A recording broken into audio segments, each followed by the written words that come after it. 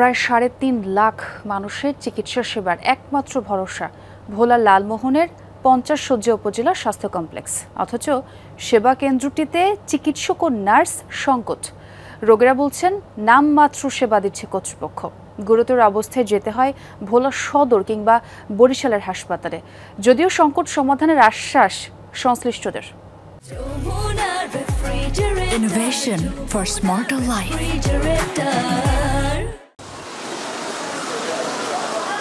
শয্যা সংকট, অপর্যাপ্ত চিকিৎসক নার্স, নেই এক্স-রে মেশিনও, কয়েক ধরনের রক্ত পরীক্ষা ছাড়া আর কোনো সুযোগ নেই। ওষুধ, স্যালাইনও কিনতে হয় বাইরে থেকে। ভোলার লালমোহনে ৫০ শয্যা উপজেলা স্বাস্থ্য কমপ্লেক্সে সেবা নিতে আসা রোগী ও স্বজনদের অভিযোগের শেষ নেই।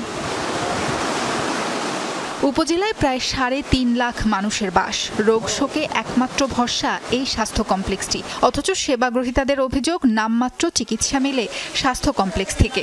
বাড়ি থেকে একটা এক্স-রে করে লালমোহন হাসপাতালে আনছি, আনার পরে এই সাধারণ যেই গজ আর প্লাস্টার করার জন্য এই বিভিন্ন আমার টোকেন ধরা দিছে। ১০৯০ টাকার মাল আমি বাইরে থেকে আনতে হচ্ছে। নিচের থেকে ওষুধ লিখে দেওয়ার পরে দিয়ে ওনাকে দেখাইলাম, দেখাইছি আর ভাই আপনি এগুলি বাইরের থেকে আনতে হবে। একজনের বেডে কিভাবে দুইজন থাকতে তো পারে না।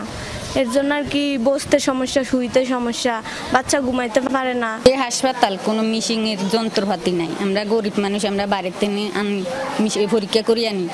এত সংকট সত্ত্বেও লালমোহন স্বাস্থ্য কমপ্লেক্সে বেশিরভাগ সময় ভর্তি থাকে অতিরিক্ত রোগী। কিন্তু ৩০টি পদ থাকলেও চিকিৎসক রয়েছেন মাত্র ৬ জন, আর ৩৬ জন নার্সের বিপরীতে কর্মরত ১১ জন। সেবা কেন্দ্রের সংশ্লিষ্টরা বলছেন সংকট নিরসনের আশ্বাস মিলেছে ঊর্ধ্বতন কর্তৃপক্ষের কাছ থেকে। আমাদের এমএসআরে যেই পরিমাণ বরাদ্দ পাওয়া যায়, যেহেতু এখানে রোগীর সংখ্যা অনেক বেশি হয়, সেটা চাহিদার তুলনায় অপ্রতুল। এই চাহিদা এবং সেই সাথে আমাদের চিকিৎসক, স্টাফ নার্স থেকে শুরু করে অন্যান্য যে ম্যান পাওয়ার আছে, সেই সংকট দূর করার জন্য আমরা আমাদের ঊর্ধ্বতন কর্তৃপক্ষের কাছে সময়ে সময়ে প্রায়ই অবহিত করে আসছি। জেলা সিভিল সার্জন জানান, শিগগিরই স্বাস্থ্য কমপ্লেক্সটি ১০০ শয্যায় উন্নীত করা হবে। এক্সট্রা রোগীর কারণে হয়তো ক্রাইসিস হইতে পারে, তবে সেক্ষেত্রে যেহেতু নতুন অর্থবছর শুরু হয়েছে, এখানে তারা এমএসআর থেকে এটা কিনে সংকট অবশ্যই দূর করবে এবং এভাবে তাদেরকে নির্দেশনা দেওয়া আছে। যেমন কিছুক্ষণ আগে আমি বলেছি, তারা যেন এই মাসের মধ্যেই তাদের যে প্ল্যান ক্রয় পরিকল্পনা সেটা করে ফেলবে এবং এমএসআরটা যেন ২-৩ মাসের মধ্যে তারা ক্রয় করে ফেলে, তাহলে ওষুধের সংকটটা কেটে যাবে। লালমোহন উপজেলা স্বাস্থ্য কমপ্লেক্সে প্রতিদিন গড়ে ৮০ জন রোগী ভর্তি থাকে। আউটডোরে চিকিৎসা নেন ৪৫০ মানুষ। সাবরিনা লিজা, যমুনা নিউজ।